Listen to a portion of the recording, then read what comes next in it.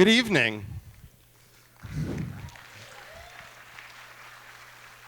How are you guys feeling? That was very tepid for the first screening of the 2019 Toronto International Film Festival. Are you guys excited?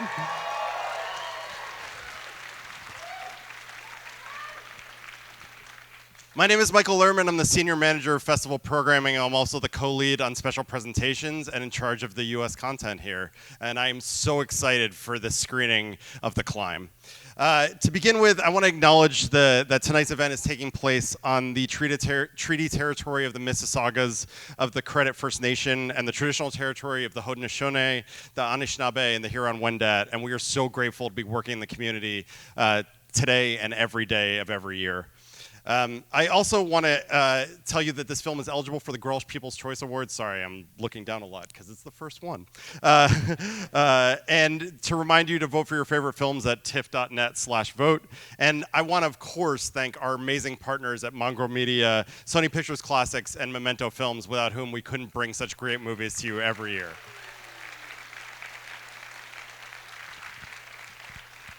This movie's a really special movie for a lot of reasons, but the one I really want to highlight to you to get you guys kind of in the mindset is that I think in this day and age, you think that you've seen everything you can possibly see about how to make a comedy, and this takes it and flips all of that on its head, and it brings up, you know, incredible cinematic techniques and also really, really thoughtful themes. So it is with great pleasure that I bring to the stage right now director Michael Angelo Covino and co-writer Kyle and Marvin.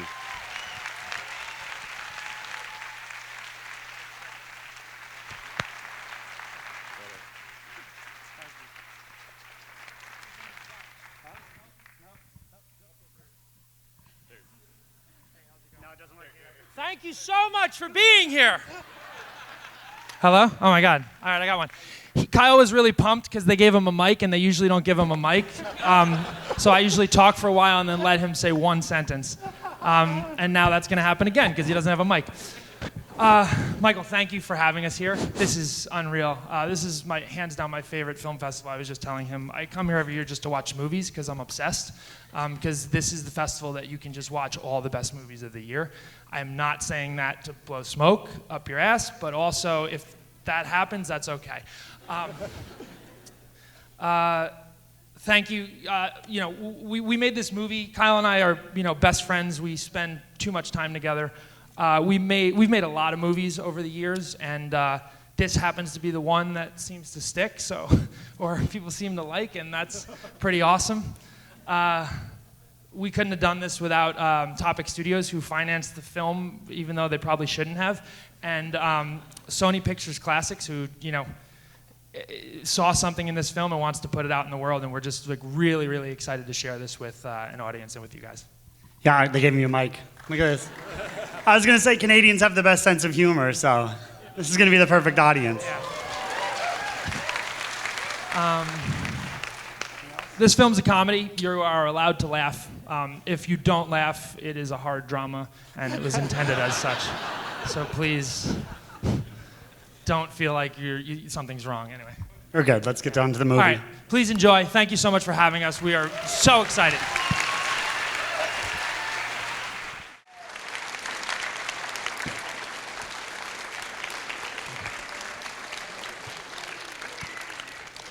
So listen, this is a massive collaboration between the two of you, and I think I have to start by asking the thing that's on everyone's minds. How autobiographical is it? Mike has to tell me. Well, yeah, I mean, if you're asking have I slept with Kyle's wife, the answer is no, not yet. Yeah. Good. Sorry, Jamie, I'm kidding. I know it's not going to happen. I guess I want to ask about kind of, you guys really put yourselves into it. Can we talk about like the physical transformation and also just the process of writing it together, working on it, workshopping it? Do you get up on your feet working on it when you're writing it because it's going to be the two of you? Do you do that sort of level of workshopping it, or how do you work together? Yeah, we're still figuring out how to work together, but no, we you know, while we were writing the movie, we were actually like in acting, like taking acting classes where we were workshopping the scenes. So we would like write a scene and we'd be like, all right, let's go put it up tonight. And then we would like cast people in the class and let them play like different roles and then really figure out what works and doesn't work.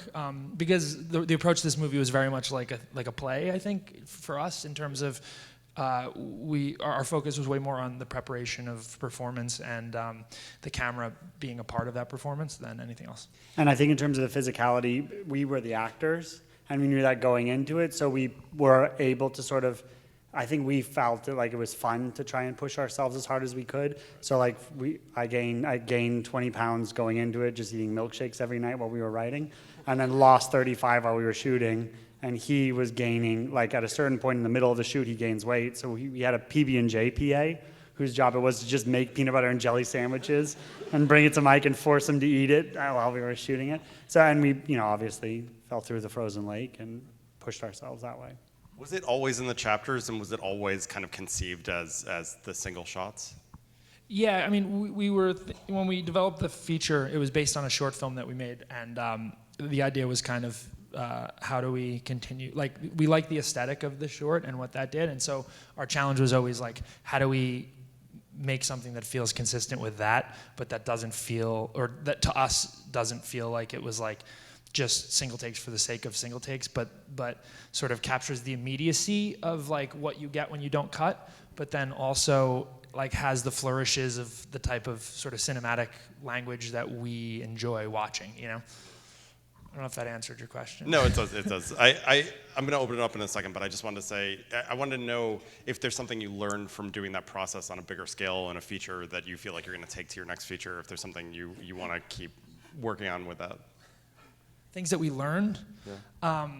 Too many things. I feel like I'm putting you on the spot. No, it's great. I mean, I think like we learned, like working with people who are kind of the right fit personality-wise is like almost as important as their talent, and then really and we got really lucky on this movie that like we cast great people and we worked with people that we sort of like went above and beyond and did things more than we could imagine. And then the other thing I think is like I would like to be able to cut like more in a movie, and that will probably allow us to not leave the best maybe performances in the movie on the cutting room floor. Right. I'm going to open it up to the audience. Does anybody have any questions? Back there? Who's the father of Otis? Oh, finally we get this question. I don't know. I don't think. I mean, I have my feelings on it. Kyle has his feelings on it. I think the bottom line is it doesn't necessarily matter. I think that's sort of what we came to at the end of that one, at least for me, speaking personally. Yeah, we talked a lot about this because we were like, do we lean into this idea that, maybe it's my kid, maybe it's his kid, and I think the consensus between these two people here was like, it's sort of this idea that it doesn't matter, and it's this broken family that's moving forward, or is at least how we viewed it. Down here. So the question was how you got George Wendt in the film. We enticed him with ham. We sent him a big thing of ham with a letter saying, "Hey, we would love for you to be in the film." And talk about ham. And he didn't respond, so then we went to his agent. And then his agent was like, "Oh, you're the guys who sent the ham? Weird. Okay." That's yeah. Right here in the middle. Where was the opening scene shot? It was shot in the south of France. Near So Nice, like right outside of Nice and Cannes. So about 40 minutes north of Cannes, a place called Col de Vence, which is like right outside Saint-Paul-de-Vence. Up here? Were there any challenges you faced while shooting the long takes that you didn't necessarily anticipate prior to shooting them? Were there any challenges you faced during shooting the long takes that you didn't necessarily anticipate prior to shooting them? Yeah, I mean, all of the big challenges came in the form of like, how do we overcome obstacles with the long takes? I mean, moving around the exterior of a house, you don't necessarily notice it, but we're going from Steadicam to handheld to dolly in single takes. So there was a lot of technical obstacles that we put a lot of planning into to make it come out the way it did. I think it wasn't so much like, yeah, there were things that came up that maybe we didn't expect, but it was more the challenges that were presented by trying to do that actually became like creative confines that allowed us to find solutions that we wouldn't have found otherwise. So we actually, the movie came to life in a really nice way once we said, okay, like we'll always have the option to cut if we want to cut down the road, but like let's just focus on this and see if we can find motivated reasons for the camera to do the things it does. And that became a fun exploration that turned into really like a cinematic language that constantly evolves even as we were, we went into it with a shot list, and that shot list evolved by the end of it because we found ourselves going, well, we've done this a couple times. What could we do here that we haven't really done yet? Right here. I love the music in between the chapters. Why did you choose on the scene with the ice? Why did you choose that particular song? And what nationality was it? So the question was about the scene with the ice and why did you choose the song you used there? It's a relatively famous Ukrainian folk song. So one, it was we didn't have to get the rights to it, which was nice. We found these guys. They're these amazing Ukrainian and Russian singers. The main guy's Russian, the other two guys are Ukrainian, but he's married to a Ukrainian woman, so he says it's okay for him to sing Ukrainian songs. That's what he told us. And he was like, and they're amazing. And so we basically had them, we go through their repertoire of like songs that we thought were interesting, and we landed on that. And he was singing to the moon when he kept looking up, and we were like, why are you looking up? He's like, I'm singing to the moon. I was like, great, sold. But it's a very romantic kind of sad song, and I wish I could give you the exact lyrics, but I don't remember. I have to go look at it again.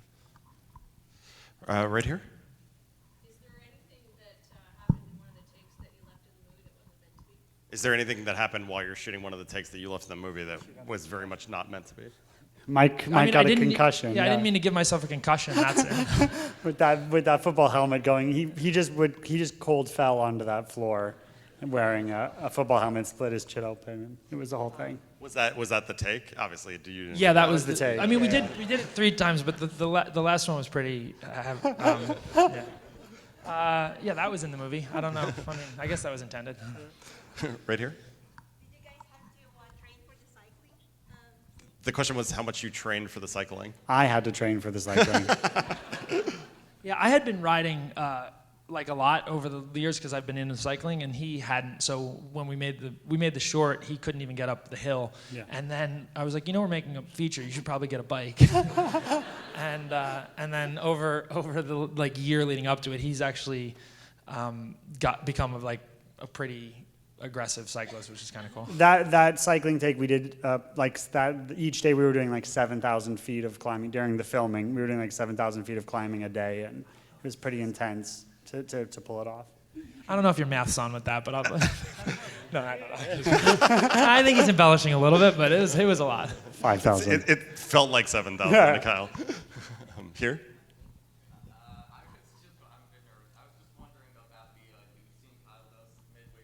Yeah. So Was it the uncomfortable? question was how uncomfortable you were with it. Have you ever laid on your side fully naked for 5 minutes In front of a crew. in front of a crew of people where the sound guy's just like this? Yeah, I mean, I think the point for us was to make it uncomfortable because that was the whole thing. So it was part of the thing was just for me to be uncomfortable about that whole thing. Because that's what makes it funny. So It was really important that we objectified Kyle in this movie, particularly to me. Like it was very important for me to objectify him. Especially like the lip sync and everything. Yeah, It's yeah. like No, totally. He's a piece of meat. Here. Which single take did you have to do the most? The hospital scene. Really? oh yeah. I think so. Why? No comment. No, just it was overnight. It was technically challenging. The performance was really nuanced. We did it a bunch. I think we did 36 takes of that. I don't know if we did 36 takes. Oh no, the wedding scene we did probably close to that. Yeah. Because we shot that over 2 days also, and that Yeah. was a lot. So those two. Here. How long have you guys known each other? How did you guys become friends? And when was like your first projects together? How long have you guys known each other? How did you become friends? When was your first project together? I And still are don't you know still if friends we're after friends. this movie? Yeah. The friend thing, I don't know, but We met almost 10 years ago in New York working on commercials. Yeah, he cast me in a thing where I had to like go up to people in the street and like buy them things for free and in New York, and they were very creeped out, but I was like, I enjoyed talking to strangers, so I was like the talent in that commercial. And then They said, do you know anyone who's crazy enough to do this? And they said, yeah, Mike Covino. yeah, so I met him there, and then we started working together. We did like minor league baseball commercials, and then eventually I started producing commercials for a company he had with someone else, and we all became partners. And we made some movies as producers and writers, and then this is, the first one that we kind of wrote together and that I directed. Back here.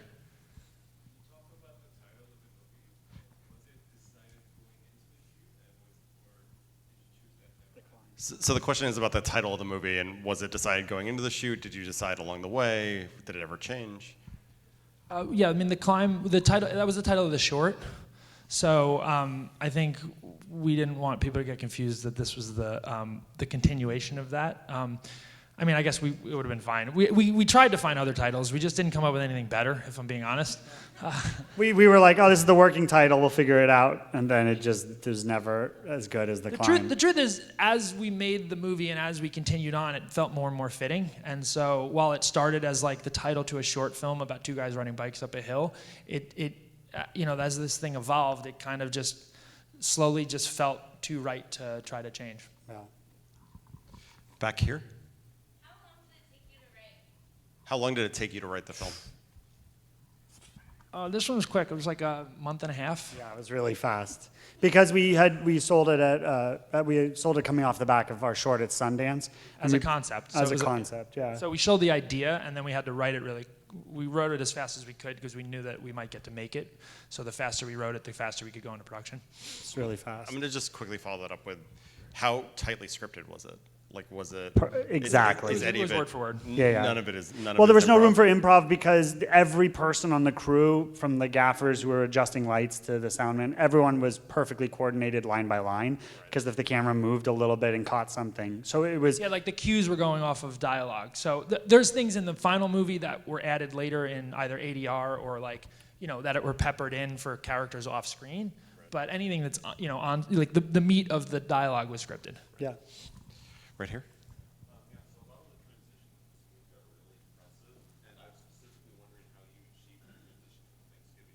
Yeah.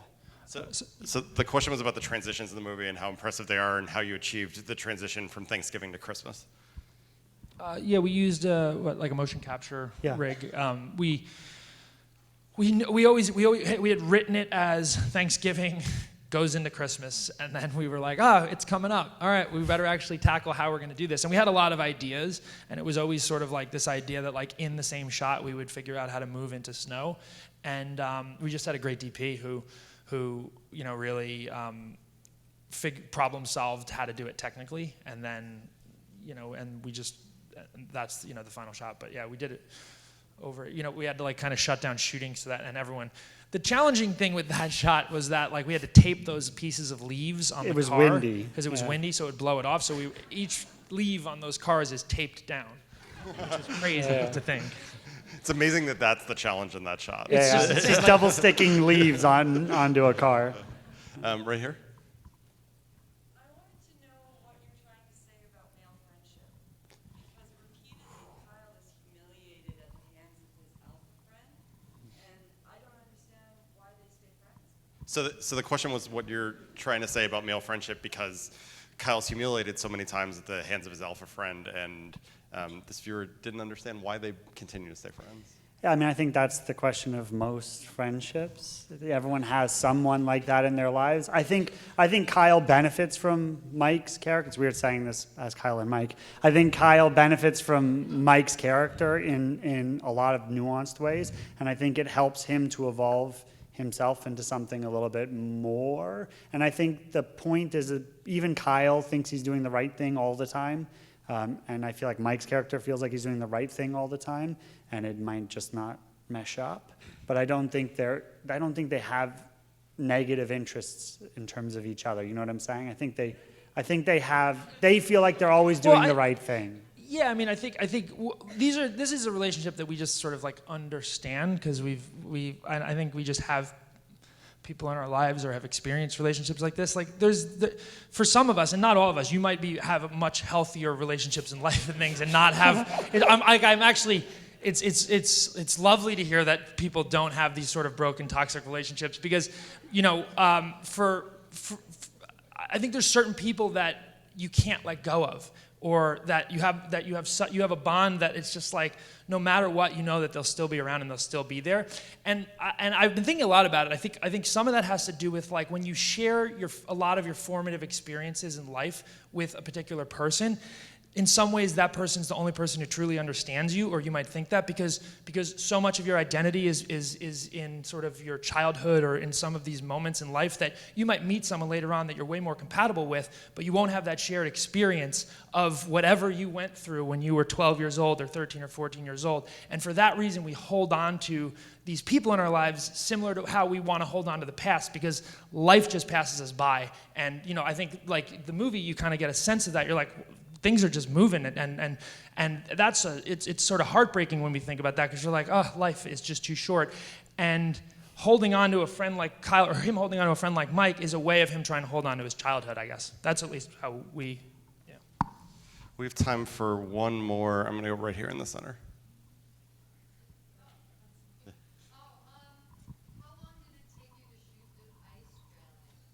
So the question was how long it took you to shoot the ice. It was like 2 days, I think. Yeah. Kyle had to do a lot of preparation of like cold water training leading up to that, because we shot up by Lake Placid in minus 10 degrees, and it was a properly intense experience of being out there in the elements. Yeah. Yeah. There's a scuba diver under the ice. I had to go under and swim and find him blindfold, and he would put a thing in my mouth so I could breathe for the 45 seconds I was underneath the frozen lake. And then would come out and finish the scene. And Mike was plunging his face in and out of cold water. If you've ever plunged your face in and out of cold water at minus 10 degrees, it's not the most pleasant experience. There was probably a much simpler way to do it. Let's be clear. Man, you guys really did it. We probably could have just done it in a pool somewhere. I don't know. Well, you know what? Like, we're so happy you did it. Thank you so much for coming and bringing the film Thank to you. us. Thank you very much.